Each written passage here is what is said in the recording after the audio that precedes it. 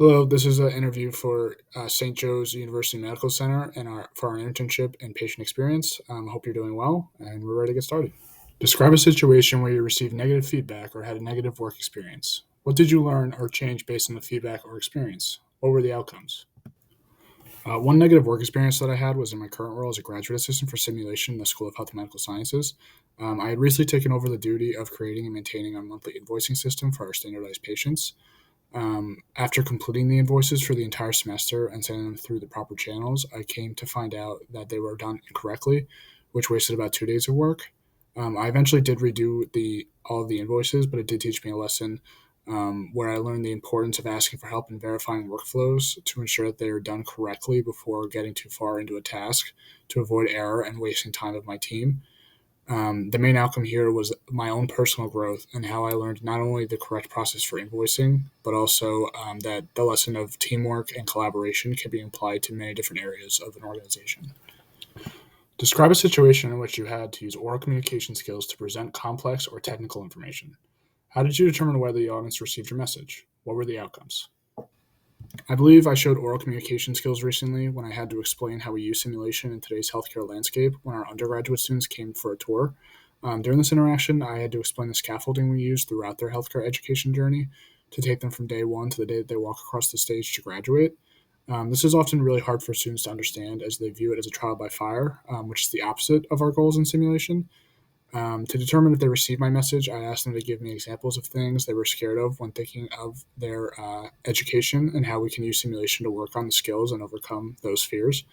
Some of the examples included telling patients bad news, having to tell patients what conditions they had based on the symptoms, and creating connections with patients who were feeling vulnerable.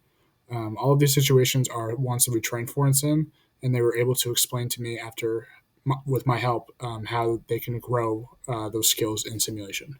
And as a result, they told me they looked forward to using the skills that they learned during that tour in their future healthcare journeys. Identify attributes you think you possess that identify you as a servant or authentic leader. Describe a situation where you apply these attributes in work, academic, or volunteer experiences. What were the outcomes? I believe the attributes that identify me as an authentic leader include accountability, vulnerability, and self awareness. I showed this recently in my current role when we had a scheduling conflict during Admitted Students Day. I had let students into a room believing that the room was free, but about halfway through my session, some physician assistant faculty and students came by and had said that they booked the room to practice for an upcoming assessment. After checking the calendar again, I realized that they were correct. I immediately raised my hand and said I made a mistake and quickly moved my students across the hall to an empty room. I believe in this one action, I showed all three attributes that I listed at the beginning of my answer. I showed accountability by openly admitting it was my error and no one else's, vulnerability by being open to criticism and not being defensive, and self awareness by not shifting blame to the calendar or to the faculty, as their session was far more important for their students' growth compared to my own. The result of this interaction was that the PA students thanked me for being so flexible in the room assignments, and they appreciated me being quick on my feet and not making a huge deal about the switch. And they also appreciated me being open about how important their practice is for their long term success. And as a result, I believe I increased the sense of community and interprofessional nature of what we do at IHS. Describe a situation where you were responsible for getting others to make a change. What role did you play and what actions did you take? What was the outcome? And if you had to do it again, what would you do differently? When I started my current role, one of the biggest challenges my team and I faced was getting on the same page about the nomenclature for our simulation experiences, as it would change from if we looked at the calendar to emails to our own files. This came about because my supervisor had gone through the experiences several times and had all but memorized where they fell on the calendar, so she really didn't need specific naming systems. But this created confusion for me and another part time employee who were new to the administrative side of the simulations labs. As a result, I took initiative to create and implement a new naming system for all of our simulation encounters. I modified the nomenclature throughout all of our calendars, simulation documentation, and files to ensure that they were now standardized. As a result, our current staff and any future employees now have improved efficiency and can focus their time on other processes that may be more consequential. If I were to do this over again, I believe I would have spoken up earlier about how the old system was confusing and was a possible source of error.